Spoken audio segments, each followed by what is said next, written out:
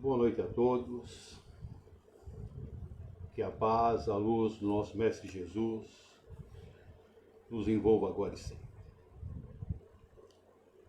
Que todos sejam bem-vindos, mesmo que virtualmente, à nossa Casa Espírita Medianeiros de Jesus. Tentaremos passar mais um ensinamento do nosso Mestre Jesus e que, através desses ensinamentos, possamos nos modificar. Sabemos que isso é difícil, mas não impossível. Então, vamos à luta. Vamos tirar esse homem velho que trazemos dentro de nós há várias encarnações e trazer à tona tudo aquilo que temos de melhor. E assim, pedimos que fechemos os olhos, vamos elevando o nosso pensamento até Deus nosso Pai, agradecendo a Ele por tudo de bom que recebemos e também por tudo de bom e não tão bom que aparece em nossas vidas. Que é para nos ensinar e nos tornarmos mais fortes e assim podermos dar mais um passo em direção ao nosso Pai, o Pai da vida. Agradecemos também a todos os amigos espirituais que estão constantemente trabalhando em nosso favor, em nosso benefício. E pedimos que os ensinamentos desta noite possam ir ao nosso coração para continuarmos nossa caminhada com força, fé e esperança. E que suas bênçãos, Pai, possam nos fortalecer hoje e sempre. Que assim seja. Nosso tema de hoje será sobre a parábola do grão de mostarda. No Evangelho de Marcos, no capítulo 17, versículos 14 a 20, nos diz: Quando ele veio no encontro do povo, um homem se lhe aproximou e, lançando-se aos seus pés, disse: Senhor, tende piedade do meu filho, que é lunático e sofre muito, pois cai muitas vezes no fogo e muitas vezes na água. Apresentei-o aos seus discípulos, mas eles não o puderam curar. Jesus respondeu dizendo: Ó raca incrédula e depravada, até quando estarei convosco? Até quando sofrereis? Trazei-me aqui este menino. E tendo Jesus ameaçado o demônio, este saiu do menino, que no mesmo instante ficou são. Os discípulos vieram então ter com Jesus em particular, e lhe perguntaram: Por que não pudemos, nós outros, expulsar esse demônio? Respondeu-lhe Jesus: Por causa da vossa incredulidade. Pois em verdade vos digo, se tivesses fé do tamanho de um grão de mostarda, diríeis a esta montanha: transporta-te daí para ali, e ela se transportaria, e nada vos seria impossível.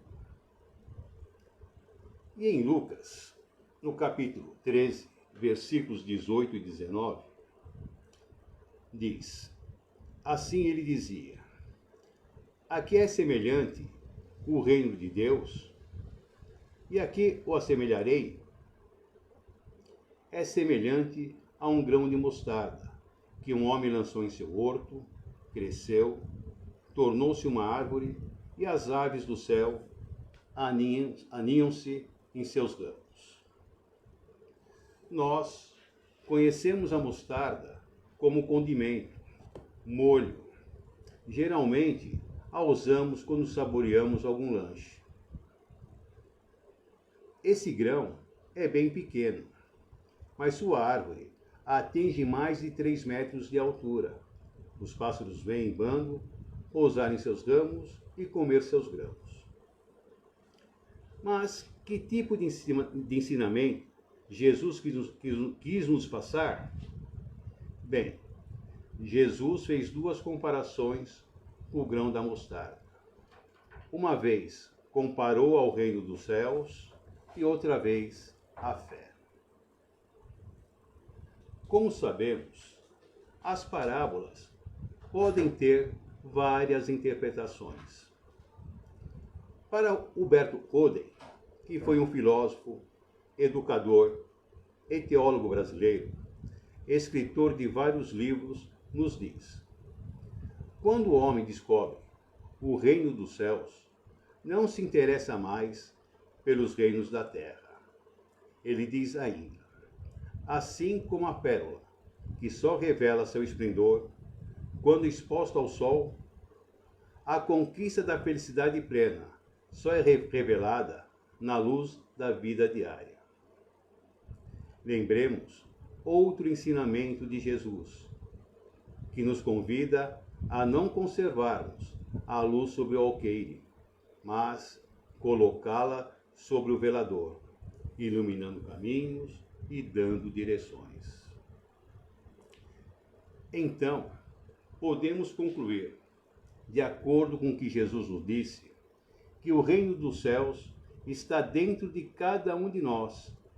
Portanto, é no nosso íntimo que devemos construí-lo. É no nosso interior que se desenvolve o trabalho da realização divina. A maior floresta do mundo começou de sementes minúsculas. O mesmo se dá com o ser humano. Se ele se permite pequenos pensamentos infelizes e gestos indignos, caminha para a vivência de grandes males. Entretanto, pode decidir cuidar das pequenas coisas, prestar atenção no que pensa, no que diz e faz em seu cotidiano. Se cuidar das coisas pequenas, crescerá em força, paz e virtudes. É preciso semear na vida os ínfimos grãos da gentileza, da conversa sadia e dos hábitos dignos. Essa pequena semeadura, com o tempo, se converterá em plenitude íntima de quem possui uma larga faixa de céu em seu coração. Vamos procurar falar agora sobre a fé. Antes de começarmos a falar sobre a fé, gostaria de contar um caso de Chico Xavier, intitulado Uma Lição de Fé, do livro Lindos Casos de Chico Xavier, de Ramiro Gama. Ele é assim: um simpatizante do Espiritismo, residente em Santos, estado de São Paulo, veio a Pedro Leopoldo, asseverando desejar conhecer o Chico, para melhor acertar os seus problemas de fé. O médium, no entanto, empregado de uma repartição, não dispõe do tempo como deseja, e, por determinação de sua chefia, estava ausente de casa. O visitante insistiu, e como não podia deter-se por muitos dias, regressou à sua moradia, dizendo a vários amigos: duvido muito da mediunidade. Imagine meu caso com Chico Xavier. Viajo para Pedro Leopoldo, com sacrifício do tempo e dinheiro. Chego à cidade e informam, sem mais aquela, que o médium estava ausente. Perdi minha fé, pois tenho a ideia de que tudo seja simples fraude. E estou convencido que o Chico se esconde para melhor sustentar a mistificação. Um dos companheiros de ideal escreve aflito ao Chico, relatando-lhe a ocorrência. Não seria melhor procurar o queixoso e atendê-lo? O pobre homem parecia haver perdido a confiança no espiritismo. O médium, muito preocupado, pede o parecer de Manuel.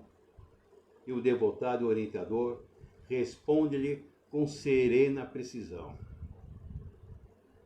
E diz: deixe esse caso para trás. Se a fé nesse homem foi erguida sobre você, é melhor que ele perca desde já, porque todos nós somos criaturas falíveis. A fé para ele e para nós deve ser construída em Jesus, porque somente confiando em Jesus e imitando-lhe os exemplos é que poderemos seguir para Deus. Sabe a explicação de Manuel? Vocês não acham? O que é a fé? Bem, a palavra fé tem origem do grego pistia, que indica a noção de acreditar, e no latim fides, que remete para uma atitude de fidelidade. Fé é uma palavra que significa confiança, crença, credibilidade. A fé é um sentimento de total crença em algo ou alguém. Ter fé implica uma atitude contrária à dúvida e está intimamente ligada à confiança. Ter fé significa também ter esperança de algo que vai mudar de forma positiva e para melhor. No sentido religioso, a fé é uma virtude daqueles que aceitam como verdade absoluta os princípios difundidos por sua religião. Ter fé em Deus é acreditar em sua existência e na sua onisciência. Fé é um sentimento que nasce com o Espírito. Deus, ao criar o Espírito, colocou em cada um de nós esse sentimento de uma forma instintiva.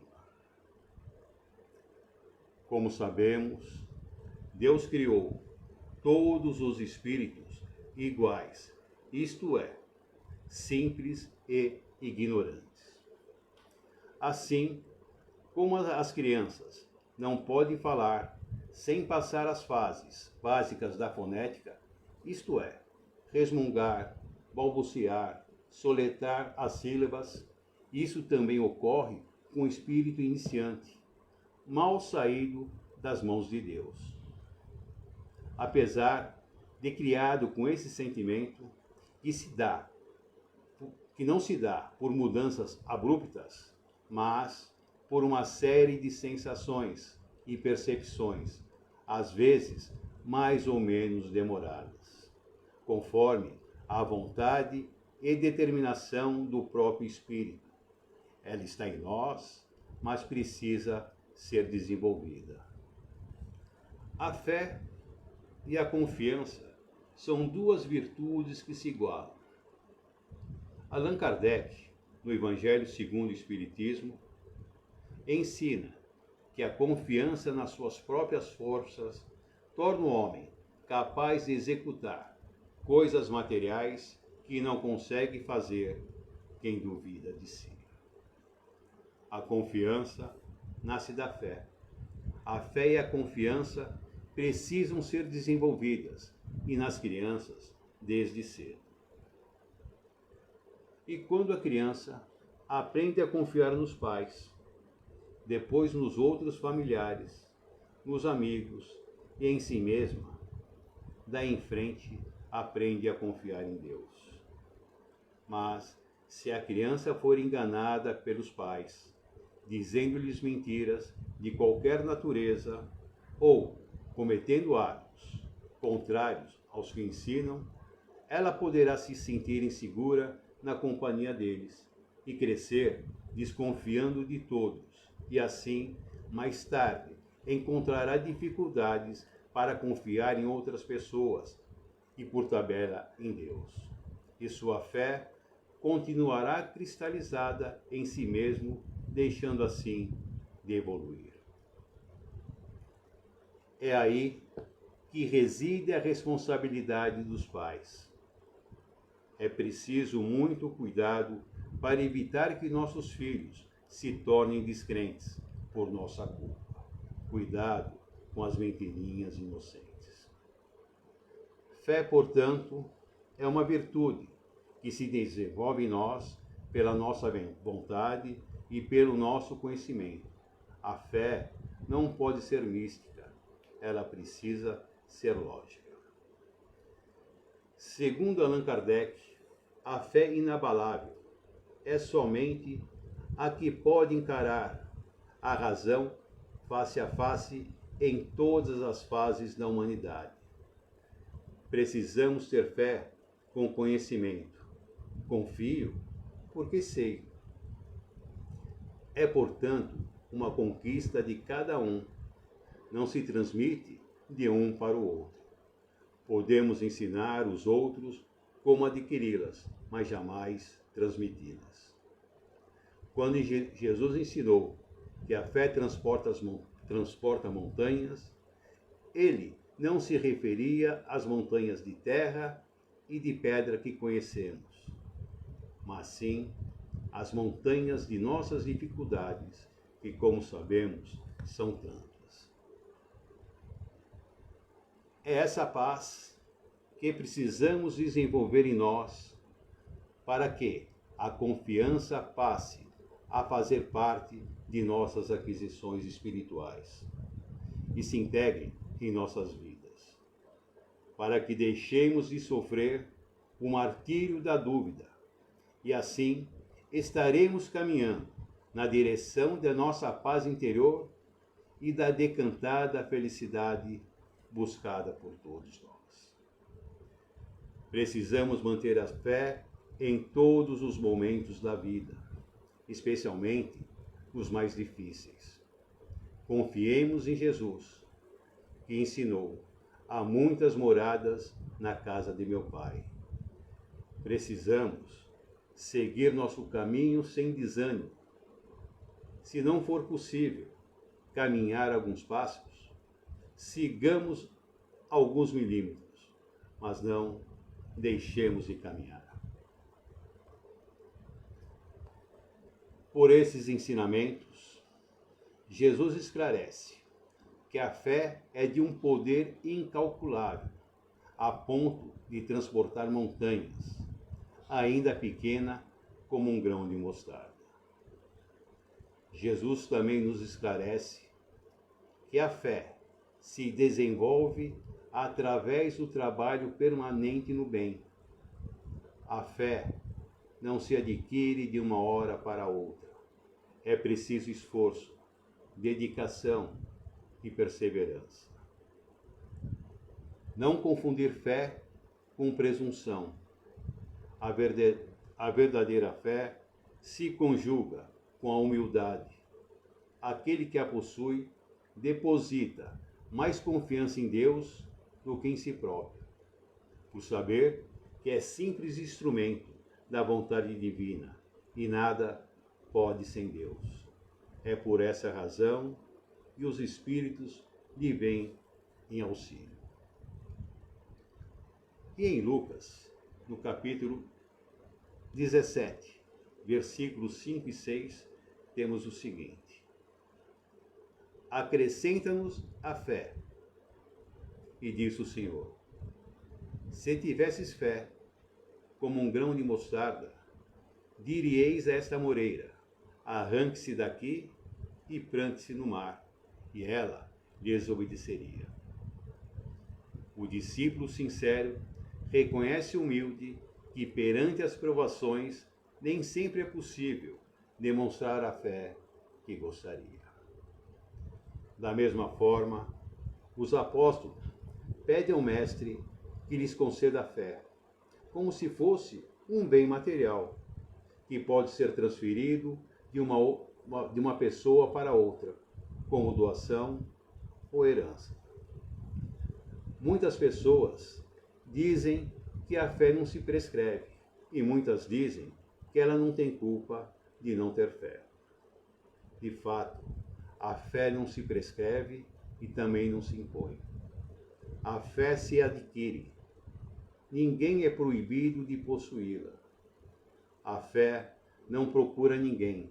Somos nós que temos que ir ao seu encontro. Sem dúvida, se a buscarmos, com certeza a encontraremos. Na verdade, para adquirir a fé é necessário um trabalho diário e permanente. Não podemos desanimar perante os obstáculos na construção do edifício da fé. Uns iniciam a conquista da fé através da religião, outros pelo controle da mente, desenvolvida pela meditação e pela vontade disciplinada. Do ponto de vista religioso, a fé reside na crença em dogmas especiais que constituem as diferentes religiões. Todas as religiões têm seus artigos de fé. E sendo assim, a fé pode ser raciocinada ou cega. Dessa maneira, a fé cega aceita sem verificação o verdadeiro ou falso. E dessa forma, se choca com a evidência e a razão. Quando a fé cega é levada ao excesso, ela produz o fanatismo e nos conduz ao erro. Cedo ou tarde, ela desmorona. Só a fé que se baseia na verdade garante o futuro, porque não tem nada a temer. A fé não precisa ser grandiosa, não precisa ser algo fora do comum.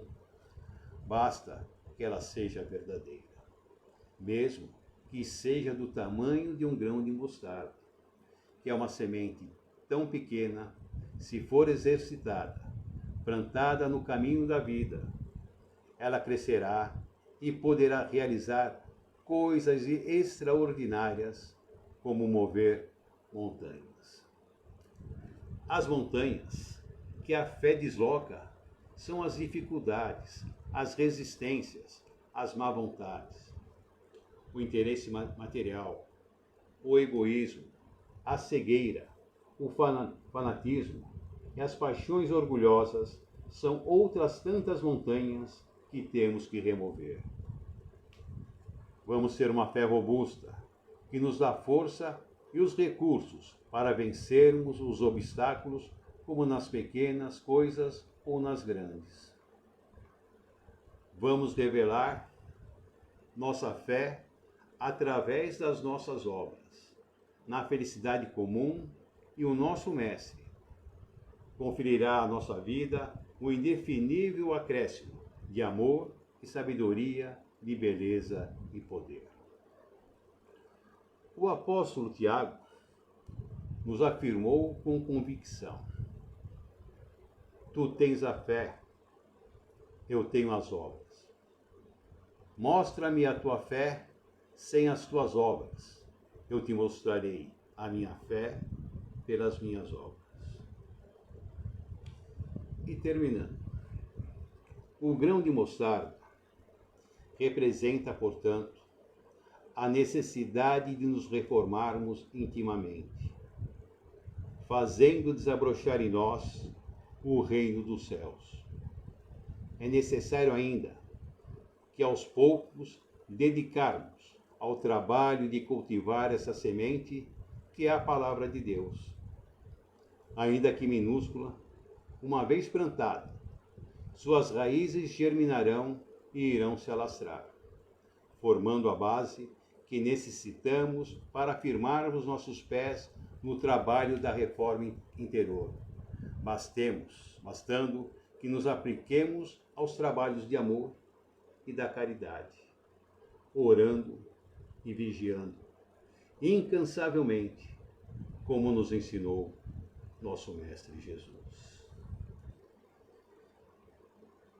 E quero encerrar dizendo esse pequeno poema de Vera Jakubowski, intitulada a semeadura. Ele é assim: se plantares o bem e o amor, com fé e razão, com justiça e participação ativa, colherás as mais lindas flores nos jardins celestes. A semeadura produzirá frutos da tua árvore espiritual. Se semeares a flor da paz, terás harmonia e felicidade sem fim. Se semeares da semente do mal, colherás ervas daninhas, da indisciplina, do ódio, das paixões inferiores, dos conflitos de várias ordens. Colherás o fruto amargo dos teus desatinos. Se semeares da semente da bondade, da caridade, da solidariedade e do amor ao próximo, sem mescla, com simplicidade e humildade, colherás os frutos da recompensa eterna e habitarás no reino do nosso Pai. Era isso que tínhamos para essa noite. Muito obrigado pela atenção de todos. Um grande beijo e um grande abraço. Até a próxima e uma boa noite. Que assim seja.